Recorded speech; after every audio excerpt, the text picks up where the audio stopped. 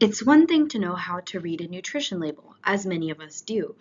It's another to dive into the details of each type of nutrient found on a nutrition label. Next, we'll break down the categories of nutrients that you see on the label into more detail. First up, saturated fat. Saturated fat is a type of fat that's solid at room temperature, like cheese. Eating too much saturated fat could increase the risk of heart disease. Saturated fats are mostly found in foods from animals and some plants. Trans fats is made through the process of hydrogenation, which occurs when liquid vegetable oil is processed to become solid.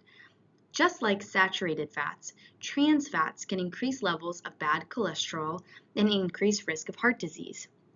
If the ingredient list includes partially hydrogenated oils, then the product is likely to contain trans fatty acids, even if the nutrition facts label does not list any trans fats. Limiting consumption of processed foods is a good way to reduce intake of synthetic trans fat. Finally, polyunsaturated and monounsaturated fat. The nutrition facts label may also list these fats. However, manufacturers are not required to do so. These fats are often referred to as good fats because they can help decrease the risk of heart disease by reducing levels of bad cholesterol in our blood. Remember, all fats should be eaten in moderation since they are calorie dense. A healthy diet should include up to 10% polyunsaturated fats. Here are some easy ways to fit these fats into your diet.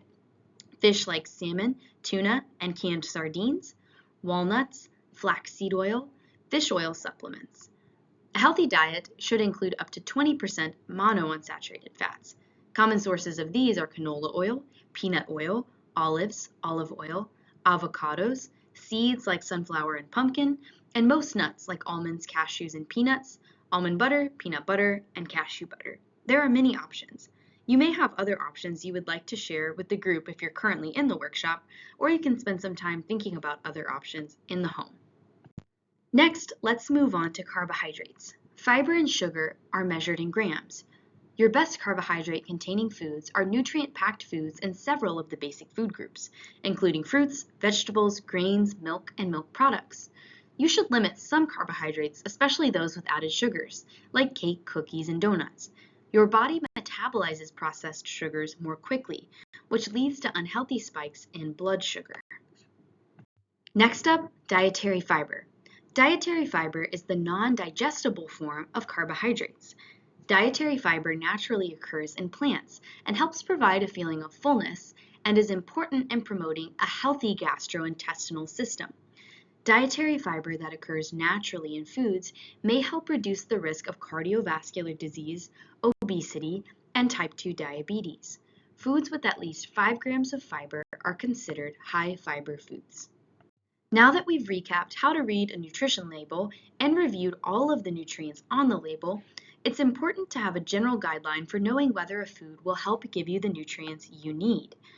The 5-20 rule tells us that foods containing less than 5% of the daily recommended value of a nutrient are considered to be low in that nutrient, and sources containing 20% or more are considered to be high in that nutrient.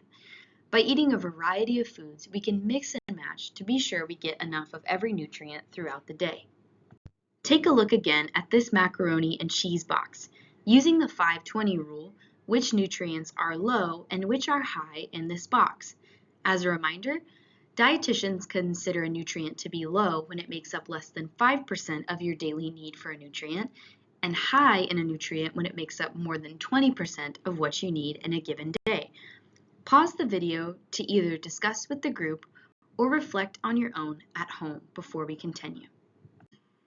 Nutrition has a huge impact on our overall physical and mental health and can be critical to support coping with chronic pain and also in supporting your mood and how you feel every day. If you had to rate your diet on a 10-point scale with 1 being very poor and 10 being excellent, what would you give yourself? Reflect on this question as we wrap up today's workshop. Thank you for joining us today and for taking the time to learn about how to read a nutritional label. In the next session, we'll learn about how weight is connected to our chronic pain and our mood. Until next time.